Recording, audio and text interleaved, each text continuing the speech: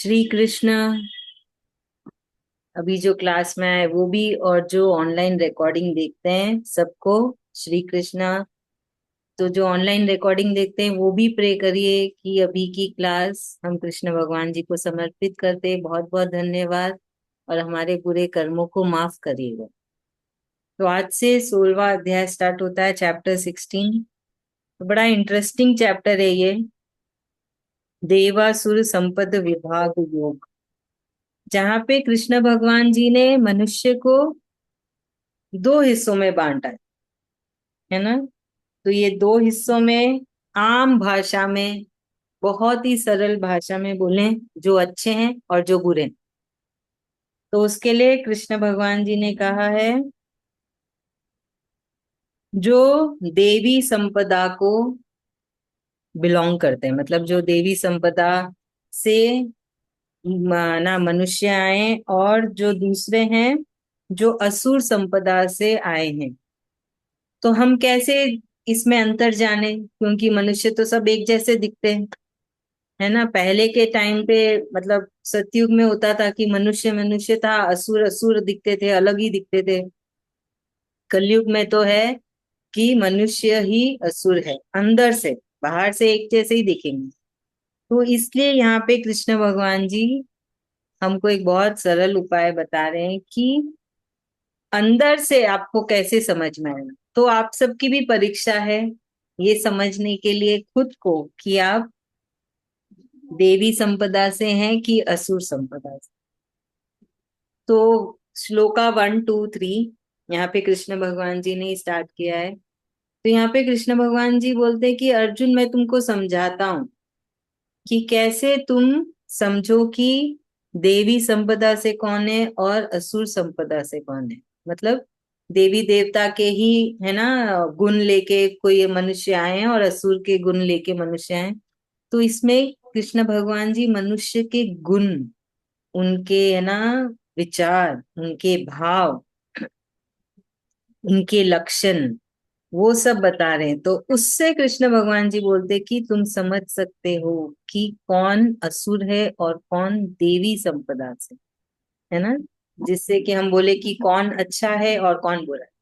या हम बोल दे कि कैसे अच्छे गुण होते हैं और कैसे बुरे गुण होते हैं। ये भी समझ सकते हैं कि क्या क्या अच्छे गुण हैं और क्या क्या बुरे गुण हैं। तो यहाँ पे कृष्ण भगवान जी स्टार्ट करते हैं श्लोका 1 से। तो 1 2 3 तीनों श्लोका इंपॉर्टेंट है।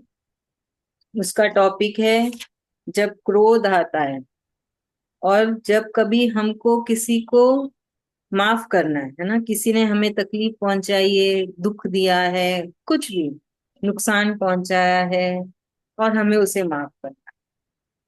तो ये दुख देना, तकलीफ देना, नुकसान पहुंचाना वो अपने ही करते हैं। परायों का क्या है, वो तो मतलब भी नहीं है। रोड चलता है इंसान थोड़ी आपको दुख देगा, तकलीफ देगा, नुकसान पहुंचाएगा। अपने ही दुख देते हैं, अपने ही नुकसान करते हैं, अपने ही तकलीफ देते हैं, सारी चीजें। और हमें उनको माफ भी करना है।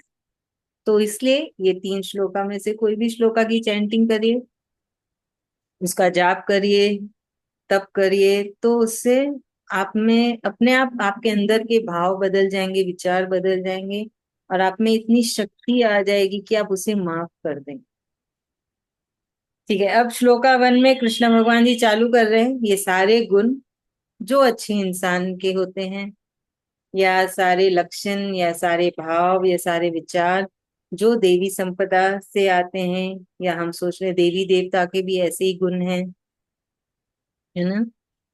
तो यहाँ पे कृष्ण भगवान जी सबसे पहले बोल रहे हैं कि उसमें भय नहीं होता है। भय कब आता है? जब हम कुछ गलत कर, है ना, तभी तो भय आता है ना। मैंने कुछ बुरा कर दिया, मुझे डर लग रहा है। जब तो देवी संपदा वाला कुछ गलत करेगा ही नहीं। क्यों नहीं करेगा? क्यों, उसको पता है ना कि क्या सही है क्या गलत। अभी हम 16वें अध्याय में हैं। 1 से लेके 15 तक कृष्ण भगवान जी ने इतना बोला कि अपने आप हमारे अंदर के भाव बदल गए, विचार बदल गए। बदले कि नहीं बदले, है ना। अपने आप हमारी इंद्रियां बदलने लग गई। तो इसलिए भय नहीं है ना कि इतना सब ज्ञान लेने के बाद कैसे कोई गलत कर सकता है। करेगा ही नहीं, तो उसमें भय है ही नहीं। उसके अंदर कोई भय नहीं है, क्योंकि उसको पता है कि कुछ गलत हो ही नहीं रहा है, मैं कुछ गलत कर ही नहीं रही हूँ, कर ही नहीं रहा हूं, तो फिर क्यों चीज का, क्या चीज का भय। फिर मन एकदम शुद्ध है। मन शुद्ध है मतलब किसी के प्रति कोई क्लेश नहीं, किसी के प्रति कोई नफरत नहीं, जो मिला उसको स्वीकार लिया, तो मन साफ हो गया ना। छोटे बच्चे का मन क्या होता है, हम क्या बोलते हैं, छोटे बच्चे का मन सबसे शुद्ध होता है। क्यों?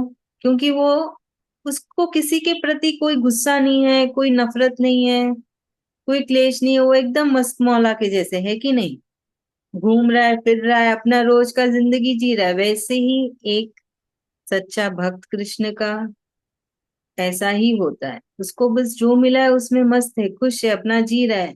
जिसने जो करना है करो, मुझे कुछ नहीं मतलब, मेरा जो कर्म है मैं करूंगी, है ना। तो वो कृष्ण भगवान जी बोलते हैं कि उसका मन एकदम साफ है। अंतकरण, जो अंतकरण है अंदर से पूरा साफ। फिर सात्विक दान, उसमें सात्विकता भर भर के है। मतलब सात्विक सोच, सात्विक भाव, सात्विक भोजन, सात्विक जीवन। तो ये सात्विक में ही है ना बहुत सारी चीजें कवर होती है। जैसे कि एक बहुत ही आम टॉपिक ले लेते, शॉपिंग करना, कपड़े खरीदना। किसी किसी को इतनी बुरी लत होती है कि बस जो भी आया है खरीदना है, चाहे जरूरत हो या नहीं हो। वो सात्विक जीवन नहीं है, वो तो तमस जीवन है ना। सात्विक लोग क्या है, हमारे पास इतने कपड़े, हम इसमें खुश हैं, हमें इतना भोजन मिला, हम इसमें खुश हैं। उनकी इंद्रियां पूरी काबू में है, वही होता है सात्विक जीवन। बेवजह का मन इधर उधर नहीं भटकता, सांसारिक चीजों में नहीं भागता है ना। वो ऐसे करी, मेरी पड़ोसन ने ये लिया मैं भी खरीदूंगी, वो है ही नहीं। मेरे रिश्तेदार ने ये किया मैं भी करूंगी, है ही नहीं वो सब चीजें। अपने ही जीवन में वो बड़े मस्त खुश रहते हैं। वो होता है सात्विक जीवन, है ना। तुम ये खा रहे हो, खुद को तो हजम नहीं होगा, फिर भी मैं खा लूं, वो सात्विक जीवन नहीं है, वो तमसिक हो गया। मेरे लिए जो भोजन है, मुझे जो हजम हो रहा है, मैं उसमें खुश हूँ, खा लिया, तो वो होता है सात्विक। तो सात्विक का अर्थ बड़ा ही, है ना, बहुत समुंदर के जैसा है। उसमें बहुत कुछ आते हैं, किसी के लिए कुछ वो मतभाव नहीं, देखा देखी नहीं, तांका झाकी नहीं, क्या हो रहा है किसके जीवन में, इसके जीवन में क्या हो रहा है। दूसरों को जज भी बहुत करते हैं ना, अरे उसने ऐसा क्यों किया, अरे उसने वैसा क्यों किया, अरे तुम कैसे उसके लिए बोल सकते हो, उसका जीवन है, वो जैसे रहे, हमें क्या करना है नहीं। तो यहाँ पे यही सात्विकता बोल रहे हैं कृष्ण भगवान जी, कि वो भक्त जो भी हमें बोले, कृष्ण भगवान जी पहले भी बोले कि इधर उधर नहीं देखना है, बस अपने ऊपर फोकस लगाओ और मेरे पे फोकस करो, अपना शरीर देखो, उस शरीर से कर्म करो, और दिमाग में हमेशा कृष्ण कृष्ण करो। तो ये सात्विक जीवन बोलने से बहुत सारी चीजें होती है ना उनको। और उनकी भक्ति इतनी अटूट होती है कि कुछ भी हिला नहीं सकती उनकी भक्ति को। तो वो सब कुछ एक दूसरे से कनेक्टेड है। ऐसा नहीं है कि है ना, ठीक है सिर्फ सात्विक जी भोजन कर लिया कि सात्विक सोच कर ली। सब एक दूसरे से जुड़े हुए एक सर्कल है, स्टेप बाय स्टेप सब कुछ होता है। फिर कृष्ण भगवान जी बोल रहे हैं कि ज्ञान सा, तो ये जो देवी संपदा के लोग होते हैं, वो ज्ञान बटोरते रहते हैं। तो ज्ञान बटोरने के लिए क्या होता है, घमंड नहीं होता है, अहंकार नहीं होता है, मैं नहीं होता है, तभी तो कोई इंसान ज्ञान ले पाएगा। अगर ये तीन चीज होगी तो ज्ञान ले ही नहीं पाएगा, है कि नहीं, बहुत स्वाभाविक है। तो देखिए अपने आप ये तीन चीज चली गई और ज्ञान आता गया। ज्ञान आने से क्या हुआ, खुद का विकास होता है, बुद्धि का भी विकास होता है ना। फिर उनका उनका योग होता है कृष्ण भगवान से। योगा नहीं, योग मतलब मिलन, कृष्ण भगवान से उनका मिलन। वो मिलन बोलने से क्या होता है, ऐसा नहीं कि भगवान आएंगे आपसे मिलेंगे एक, है ना, गेस्ट के जैसे, वो नहीं। अंदर से आपको महसूस होगा कि मेरे साथ कृष्ण है, आपके अंदर एक वो विश्वास जागेगा। वो होता है योग, भगवान से योग। और उनका जो फोकस है, जो ध्यान है कृष्ण पे, वो एकदम है ना अटूट है, जो हिलता नहीं है, कुछ भी हो जाए वो नहीं हिलता है। वो विश्वास और ज्यादा कृष्ण पे बनता रहता है, जाता रहता है। मतलब है ना, ऐसा नहीं कि कुछ जीवन में हुआ और है ना गुस्सा होके छोड़ दिए, नहीं हम तो याद नहीं करेंगे कृष्ण को, उसने तो ऐसा कर दिया, वो सब चीजें हट जाती हैं। क्योंकि ज्ञान मिलता है, समझ में आती है चीजें, है ना। फिर दान, तो ये जो देवी संपदा के मनुष्य हैं, वो दान भी सात्विक भाव से दो। मतलब किसी को खुशी देने के लिए, ऐसे नहीं कि है ना हमारा नाम होगा, मैं फोटो खींच के पूरे समाज में बताना है, ये सब नहीं। उनका दान बड़ा ही शुद्ध, प्योर होता है, किसी की मदद करने के लिए है, ना कि अपना अहंकार और बढ़ाने के लिए, वो दान नहीं। फिर इंद्रियों पे पूरी तरह से काबू हो ही गया है ना। फिर जो देवी संपदा के लोग हैं, उनका त्याग होता है, बलिदान। वो बहुत त्याग करते, किसके लिए त्याग करते हैं? इस राह में चलने के लिए। ये राह आसान है क्या? बिल्कुल भी आसान नहीं। जो अब तक हमको कृष्ण भगवान जी ने जितने गुण बताए हैं, वो गुण को अपनाने के लिए भी वो एक राह ही तो होती है। उसमें चलने के लिए जो है ना बलिदान देना पड़ता है, त्याग देना पड़ता है। तो कृष्ण भगवान जी कह रहे हैं कि ऐसे मनुष्य त्याग भी करते हैं सात्विक राह में चलने के लिए, जो कि बड़ा कठिन है आज के टाइम पे, है ना। अभी के समय पे इस राह में चलना बड़ा मुश्किल है ना, क्योंकि दुनिया तो भाग रही है कहीं और हम बड़े साधारण से इंसान बन के बैठे रहे तो हमको तो लोग बेवकूफ कहेंगे ना। ये देखो, ये तो कैसे है, क्या कर रही है, भगवान का नाम लेती है। तो इसलिए वो हो गया त्याग, बहुत बड़ा त्याग होता है। फिर होता है उनके अंदर हिंसा नहीं होती, है ना। उनको हिंसा से बड़ा ही डर रहता है, अहिंसा वाले होते हैं वो। और हमेशा सत्य वचन कहते हैं, झूठ नहीं है उनके जीवन में, कुछ भी झूठ नहीं है, जो है वो सच है, जो अंदर है वो भी बाहर है, जो बाहर है वो भी अंदर है। तो ये हुआ गया सत्य। फिर उनके अंदर क्रोध तो है ही नहीं, क्रोध तो पूरा खत्म हो गया अंदर से, है ना। और वो कुछ जैसे मुश्किल घड़ी में भी, जैसे कुछ नेगेटिव होता है ना, जैसे आ, उसमें भी कुछ अच्छा ढूंढ लेते हैं। ऐसे हमारे जीवन में कब बहुत सबके जीवन में कुछ ना कुछ आता रहता है, परेशानी आती है, मुश्किल घड़ी आती है, तो उसमें भी वो कुछ अच्छा ही ढूंढ लेते हैं कि अच्छा ये तो अच्छा हो रहा है, चलो ये थोड़ी मुश्किल वाली बात है, पर ये देखो यहाँ पे तो भगवान कृष्ण भगवान ने मेरी मदद की, यहाँ पे तो कृष्ण भगवान ने मुझे बचा लिया।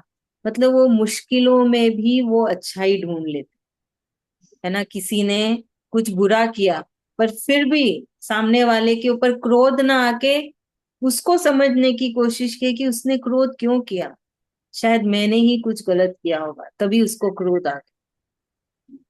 चाहे उसके पास बहुत ज्यादा परेशानी है, इसके लिए उसको क्रोध आ गया। क्रोध कब आता है? या तो जब कभी मन की पूरी ना हो, या तो बहुत परेशान होते हैं, तभी क्रोध आता है ना। ये दो परिस्थिति में क्रोध आता है।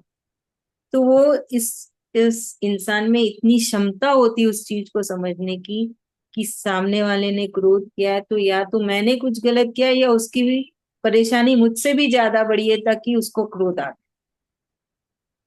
तो ये बहुत लंबी लिस्ट है कृष्ण भगवान जी की जो बता रहे हैं, जो है ना अच्छे लोगों के गुण हैं बोल लीजिए, या तो फिर देवी संपदा के, ये मनुष्य के जो गुण हैं उसको समझ लीजिए। तो यहाँ पे फिर कृष्ण, तो ये तीन श्लोका एक साथ है हमारा। फिर कृष्ण भगवान जी बोल रहे हैं कि वो किसी का भी मन नहीं दुखाते हैं, ना मन से, ना वाणी से, और ना शरीर से, किसी भी प्रकार से किसी को कष्ट नहीं पहुंचा, है ना। पूरी कोशिश करते कि हम कष्ट ना दें, हमारी वजह से किसी को कष्ट ना, वो अपने आप ही वो ऐसे भाव आते हैं। तो आप सब सोचिएगा इन सब में कितने भाव आपके अंदर है ना। जब मैं आपको बोल रही हूँ तो खुद को ही परखिएगा, अच्छा ये है क्या मेरे अंदर, तो मैं देवी संपदा की हूँ, है ना। फिर उनको सब प्रिय है, ऐसा नहीं, प्रिय क्या होता है, हमारा परिवार तो हमको प्रिय होता ही है, दोस्त यारी भी प्रिय होते हैं, पर ये जो सात्विक मनुष्य है या देवी संपदा के मनुष्य है, उनको कृष्ण की पूरी बनाई हुई सृष्टि बड़ी प्रिय लगती है, दूसरे भी जीव बड़े प्रिय लगते हैं। जब प्रिय लगेंगे तभी तो उनको हम नुकसान नहीं पहुंचाएंगे ना। प्रिय नहीं लगते तो क्या होता है, लोग चलते फिरते ऐसे ही पेड़ पौधों में हाथ मारते हुए जाते हैं, उनमें भी तो जान है, आप ऐसे ही हाथ मार दियो, पत्ते गिर रहे हैं, फूल गिर रहे हैं, कुछ भी, उन वो हिल रहे हैं ना। अभी हम चल रहे, कोई हमको ऐसे ही आके हाथ ऐसे हाथ मार के जाएगा, हमको अच्छा लगेगा? बस हम एक्सप्रेस कर पाते, हम बोल पा रहे, वो बेचारे पेड़ पौधे कुछ नहीं बोल पाते, वो चुपचाप सह के रह जाते। तो ये भाव आने से ही आप किसी को नुकसान नहीं पहुंचाओगे ना, आपके अंदर प्रेम जागा सबके लिए, तो आप पूरी कोशिश करते हैं कि आप किसी को कष्ट नहीं पहुंचाएंगे। तो देखिए सब एक दूसरे से कनेक्टेड है। फिर उनके अंदर त्याग, त्याग का भाव भर भर के होता है ना। त्याग मतलब क्या है, देने का भाव, उसको जरूरत है चलो उसको दे दिया। कुछ जैसे आपको मिलना चाहिए नहीं मिला और किसी और को मिला, तो उसके लिए वो परेशान नहीं होंगे, वो सोचेंगे उसको ज्यादा जरूरत होगी इसलिए कृष्ण भगवान ने उसको दे दी, मुझे नहीं दी, कोई बात नहीं, जैसे कृष्ण भगवान की इच्छा। उतना अंदर मन शांत रहना, दिमाग शांत रहना, तो वो है त्याग। ऐसे त्याग नहीं कि मैंने मीठा खाना छोड़ दिया, मैंने भुजिया खाना छोड़ दिया वो त्याग नहीं होता है।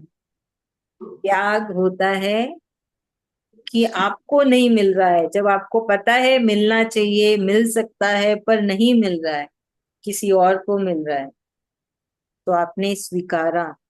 और एक त्याग, त्याग के बहुत सारे डेफिनेशन है, जैसे है अपने शरीर का सुख नहीं देख के दूसरों की मदद करना, वो भी एक त्याग होता है ना।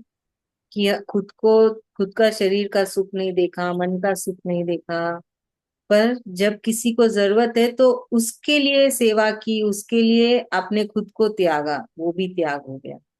तो ये त्याग भी बड़ा ही, बहुत बड़ा डेफिनेशन है इसका भी। फिर है शांति, वो लोग दिमाग से, मन से, इंद्रियों से, सब तरह के से शांत होते हैं। और फिर वो कभी किसी की निंदा नहीं करते, किसी का मजाक नहीं उड़ाते, है ना। क्योंकि डर लगता है, अरे निंदा नहीं करना चाहिए। जब आपको समझ आ गई कि निंदा करना सबसे बड़ा पाप है, तो आप करेंगे नहीं, करेंगे ना। निंदा नहीं करते, किसी का मजाक नहीं उड़ाते हैं। ये तो बहुत लोग मिलेंगे, आप सबको भी मिले होंगे कहीं ना कहीं, जो ऐसी ही निंदा कर लेते हैं किसी की, ऐसे ही मजाक उड़ा लेते हैं, तो वो सब हुए असुर संपदा के लोग। फिर इनमें बहुत ही दया होती है ना, बड़े ही दयालु होते हैं ये। बस उन तो दयालु मतलब उनको दूसरों का दुख भी महसूस होता है, किसी अनजान का भी दुख वो महसूस कर पा रहे हैं, वो होती है दया, है ना। कृष्ण की आपको याद है, पिछले चैप्टर में भी आया था, कृष्ण भगवान ने कहा था कि सिर्फ अपने परिवार में मत रहो, मैंने जो सृष्टि बनाई है उसके प्रति भी तुम्हारी जिम्मेदारी है ना। ऐसे भाव आने चाहिए कि किस कोई अनजान है, उसको तकलीफ है और आप उसकी तकलीफ को महसूस कर पाओ। तो अब ये पूरा ओवरऑल यहाँ पे कृष्ण भगवान जी बता रहे हैं सारी सारे गुण, तो एक तरफ से तो याद दिला रहे हैं कि मैंने कुछ सिखाया था, याद है कि नहीं है, और एक तरफ से बता रहे हैं कि उनके सच्चे भक्त के ये गुण हैं। फिर ये भी समझा रहे हैं कि ऐसे मनुष्य देवी संपदा के हैं, है ना। तो बहुत सारी चीजें कृष्ण भगवान जी हमको समझा रहे हैं।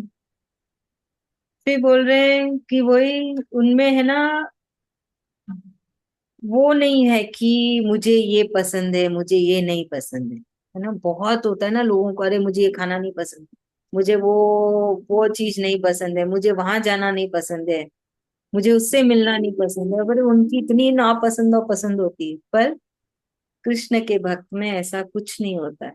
उसके लिए तो जो कृष्ण की मर्जी वही ठीक, जो कृष्ण भगवान जी ने मेरे लिए सोचा वही ठीक है ना। तो वो भाव आ जाता है, चाह नहीं चाह सब खत्म हो जाती है। तो जो जिनके अंदर वो आदत है ना कि हमें ये भोजन पसंद है ये नहीं पसंद है, उसको तो तुरंत ही निकाल देना चाहिए। क्योंकि भोजन भी अन्न देवती है, देवी है ना, अन्नपूर्णेश्वरी। गलत है बहुत। भोजन का वे अन्न अन्न वेस्ट भी नहीं करना चाहिए। तो यही सब है। तो कृष्ण के भक्तों में बहुत ही दया है, और उनके अंदर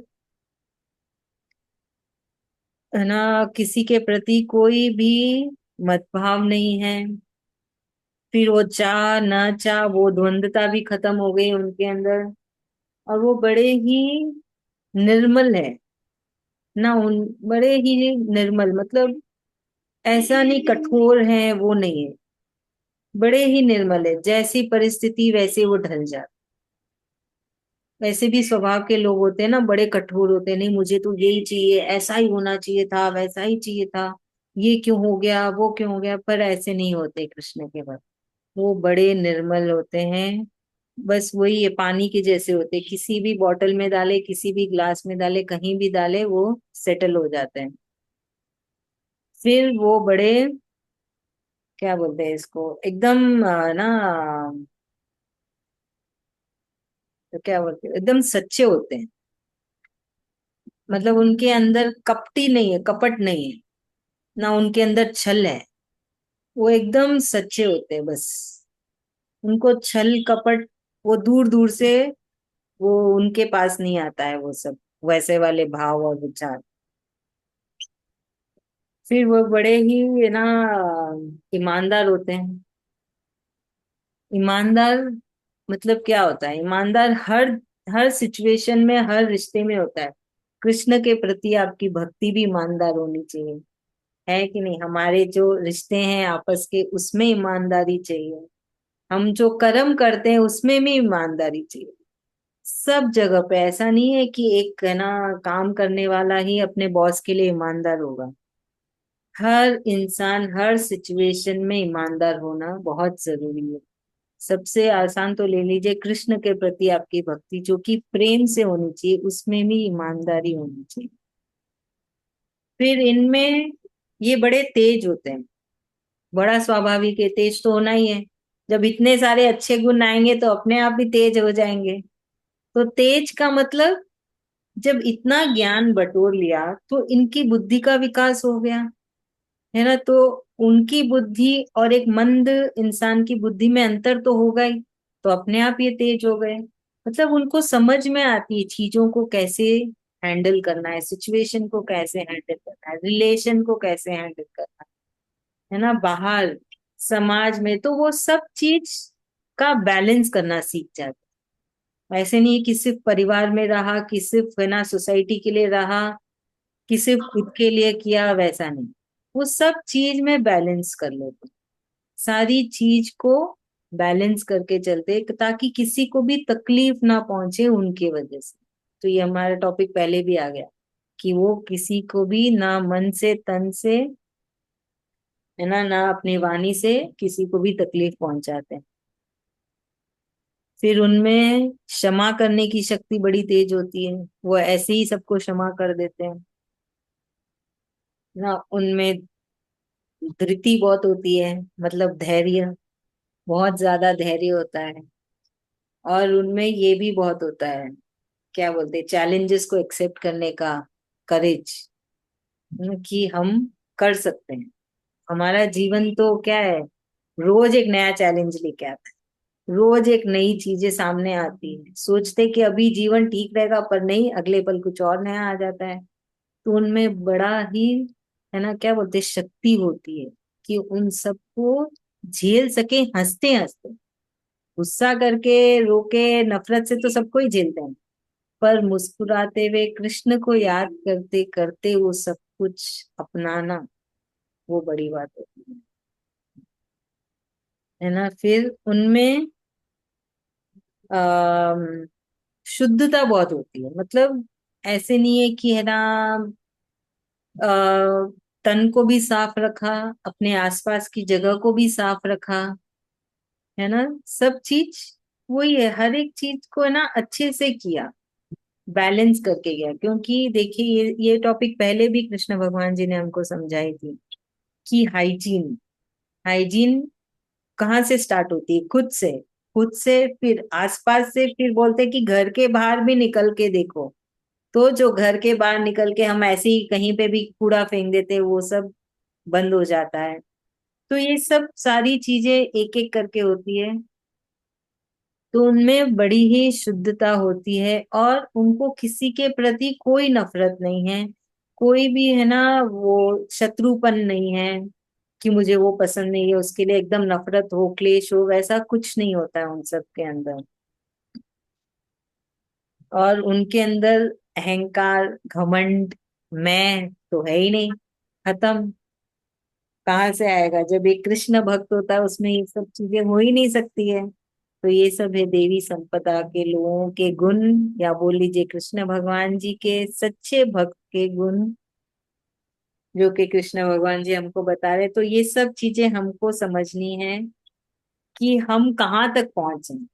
ये लिस्ट बड़ी लंबी है, चलो कोई नहीं, थोड़ा थोड़ा करके देखेंगे कि एक गुण आया क्या, ठीक है, चलो हम थोड़े तो कृष्ण के करीब हुए। दूसरा गुण भी है, चलो कोई बात नहीं, और भी कृष्ण भगवान जी के करीब है ना। तो ये सब है, तो उनमें लज्जा भी बहुत होती है।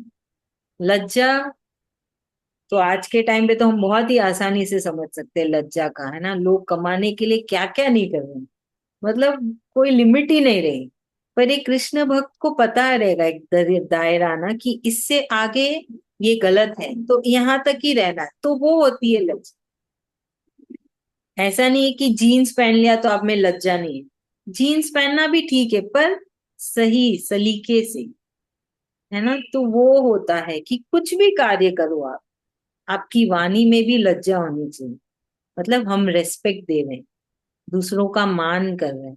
तो ऐसा नहीं काम वाली आई है तो उसको भी झाड़ दिया, नहीं भाई, वो आपके घर में आके आपको इतना हेल्प कर रही हो, उसको भी तो आपको रेस्पेक्ट देना है। तो वो होता है लज्जा, कि आप समझ सके कि कहाँ तक सही है और उससे आगे जाने से वो गलत हो जाता है ना। तो उनमें धैर्य बड़ा होता है सब चीजों को अपनाने का, सब। तो यही है कृष्ण भगवान जी के हिसाब से ये गुण, जो कि उनके एक सच्चे भक्त के हैं, या बोल लीजिए वो मनुष्य के जो कि देवी संपदा के हैं। तो इसके ऑपोजिट सारे असुर संपदा के होते हैं। इसको हम नेक्स्ट क्लास में डिस्कस करेंगे, वो नेक्स्ट क्लास कब होगी नहीं पता। चलिए आज की श्लोका की मीनिंग कर लेते, फिर है ना आप में से आभा भाभी समझाएगी, आज बोलेगी।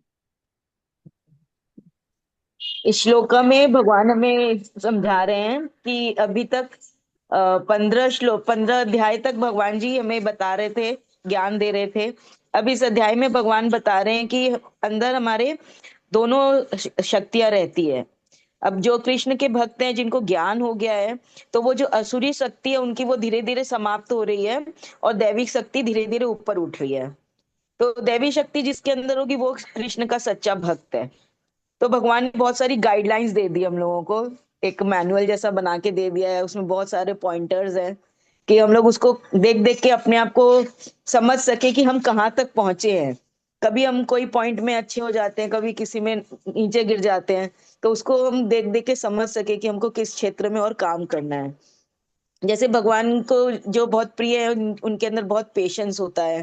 वो हर चीज को धैर्य से सुनते हैं, समझते हैं, तुरंत रिएक्ट नहीं करते। जलन की भावना उनकी खत्म हो जाती है, और ग्रीड कम होने लगता है, डिजायर्स कम होने लग जाती हैं कि हर कुछ चाहिए ही चाहिए, या ऐसा चाहिए कि वैसा चाहिए, वो सब खत्म हो जाता है। जो मिला है वो पर्याप्त है। वो हर तरह से खुश रहना सीख जाते हैं कि जो दिया है भगवान ने मेरे लिए बहुत बढ़िया है। और दूसरे के पास है तो उससे देख के तो बिल्कुल भी जलन नहीं होती।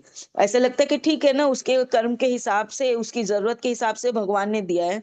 तो भगवान तो हमेशा इंसाफ ही करते हैं। भगवान ना किसी को कम ना किसी को ज्यादा देते हैं। जिसने जितना अपना कर्म बनाया उसके हिसाब से भगवान उसको दे ही रहा है। तो मेरे को जो मिला वो मेरे लिए अच्छा है, और जिसको जो मिला उसके लिए भी वो अच्छा है। फिर धीरे धीरे हमारे अंदर दया भाव भी आने लग जाता है। हम सबको एक समझने लग जाते हैं। किसी की तकलीफ देख के हमारे आंखों में आंसू आते हैं, हम मदद करने के लिए हाथ बढ़ाते हैं। फिर बताया है कि प्लांट किंगडम को भी हम लोग अपने जैसा ही समझते हैं। फूलों से भी प्यार होता है हमको। वो जो फूल हम पहले तोड़ लेते हैं रास्ते में चलते, बचपन में, लड़कपन में, देखिए हम लोग पौधों को आते जाते, ऐसी हैबिट होती है बच्चों की। मेरे बच्चे भी करते थे, मैं उनको रोकती थी। अरे देखो वो प्लांट अभी सो रहा होगा, रेस्ट कर रहा है, देखो तुम उसका टच किए, कितना सारा उसका लीव्स गिर गया। तो अननोइंगली हम लोग ये सब कर लेते हैं। तो लेकिन उससे क्या, अब हम लोगों को ये समझ में आ रहा, नहीं, प्रकृति की भी देखभाल जरूरी है, हमें ही करना है। तो उसमें फ्लावर लगा हुआ है तो वो वैसे ही अच्छा लग रहा है, हम इसको तोड़ना नहीं चाहते। अपने आप से गिर गया तो उठा लो। उनको पानी देने का मन करता है, देखभाल करने का मन करता है। ये चेंजेस आने लग जाते हैं हमारे अंदर। हमारे अंदर ये आता है, हम ईमानदार हो जाते हैं हर किसी कार्य को के लिए। चाहे वो रिलेशन हो, चाहे हमारा जॉब वर्क हो, किसी भी सिचुएशन में, कोई भी चीज में है, तो हम गलत नहीं कर पाते हैं, क्योंकि हमें अब पता चल गया क्या गलत है और क्या सही है। पहले हमको इस चीज का ज्ञान नहीं होता था, हमें लगता था कि नहीं ये हमारे लिए अच्छा है। या लोगों को देखते हैं आज के जीवन में, लोग कितना, कोई लंबी गाड़ी लेके घूम रहा है तो मेरे पास क्यों नहीं है। तो उसको कमाने के लिए हम डिफरेंट मीन्स यूज करने लग जाते हैं कि नहीं, जल्दी से जल्दी पैसा हमारे पास आए, वैसे काम हम करने लग जाते हैं। जो छोटी छोटी चीटिंग है या टैक्स की चोरी है, मतलब हम अपने में कंटेंटेड नहीं रहते हैं। तो इसमें आने से हम लोगों को ये सारा ज्ञान मिल रहा है कि नहीं, जितना मिला है, एक गाड़ी बड़ी है तो क्या हुआ, उसके पास है, मेरे पास छोटी है तो उसमें भी कोई दिक्कत नहीं है। गाड़ी तो वही लेके जाएगी। हर चीज के लिए मन में आने लग जाता है, मेरे पास कपड़े हैं तो ठीक है ना, है मेरे पास, उसके पास ज्यादा ब्रांडेड वो पहन रहे तो पहन रहे, कोई बात नहीं है, मैंने जो पहना वो भी मेरे लिए बहुत अच्छा है। ये सब मन में भावनाएं आने लग जाती हैं। जो दूसरों को देख के होड़ लगती थी ना, कि मुझे भी ऐसा करना है, रोज वो घूम रहे, हाय मैं तो घूम नहीं रही, मैं नहीं जा रही, अब वो सब भावनाएं धीरे धीरे हमारी कम हो रही है। तो उसमें कभी कभी हो जाता है, सोशल मीडिया इतनी इफेक्टिव है, देख देख के मन चल जाता है कभी कभी। फिर हम अभी गीता पढ़ रहे हैं तो हमको फिर समझ में आ जाता है, नहीं भगवान ने क्या सिखाया है, हम क्या सीख रहे हैं, हम कहाँ जा रहे हैं। भगवान के प्रति सेवा भाव बढ़ जाती है, लोगों के प्रति सेवा भाव बढ़ जाती है। मतलब और है ये भी कि हम हमेशा अब नेगेटिव थॉट से निकल के पॉजिटिविटी में रहने लग जाते हैं, कि जो हो रहा है ना उसी को एंजॉय करो, वो ही अच्छा है। Live in here and now. मतलब जो पास्ट गया उसमें भी मत जाओ, जो फ्यूचर है उसके लिए भी मत जाओ।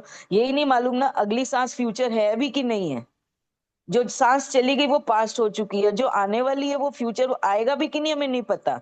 तो जो मोमेंट है वो आज ही है। तो जितने से ज्यादा हरि भजन हम कर सके, स्वाध्याय कर सके, लोगों को जो पता है वो बता सके, एक के जीवन में भी अगर हमारे वजह से थोड़ा सा ज्ञान आए या थोड़ी सी खुशी आए, तो वही अभी हमारे लिए सच्ची भक्ति है। हमें अपने मार्ग पे जो भगवान से हमें जितना मिल गया है वो सबको बताना है, और सबके लिए अच्छे भाव मन में रखना है, यही भगवान के लिए सच्ची भक्ति होगी। मुझे भी यही समझ आ रहा है, मुझे तो लग रहा है कि जितनी पॉजिटिविटी है ना वो सब एक भक्त में होनी चाहिए। सही बात है, बहुत अच्छा बोला आपने। एकदम सही है। अभी हम आज की श्लोका की चैंटिंग, सरोज भाभी आप पढ़ लेंगे धीरे धीरे? हाँ हम्म। दीदी, मैं निकलती हूँ, मेरी हाँ दूसरी जी। क्लास स्टार्ट हो चुकी है। हाँ हाँ ठीक। Okay, thank you. Welcome, thank you.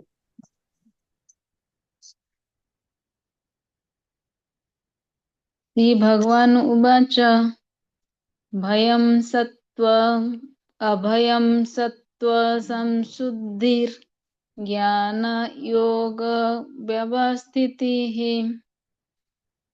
दानं दमश्च यज्ञश्च स्वाध्यायस्त आर्जवम्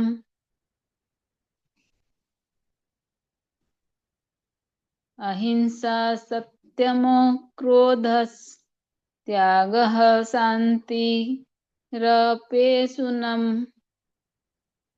दया भूतेष्वलोलुप्त्वम् मादर्भं ह्रीरचापलम् तेजः क्षमा धृतिः शोच मन्द्रो नातिमानिताम् भवन्ति सम्पदं देवी माभिजातस्य भारत। बहुत बहुत धन्यवाद, थैंक यू। धन्यवाद। आज की क्लास यहीं खत्म हुई। धन्यवाद कृष्ण भगवान जी का। और फिर देखते हैं कब कृष्ण भगवान जी हमको देते हैं मौका क्लास करने का। धन्यवाद, श्री कृष्ण। धन्यवाद।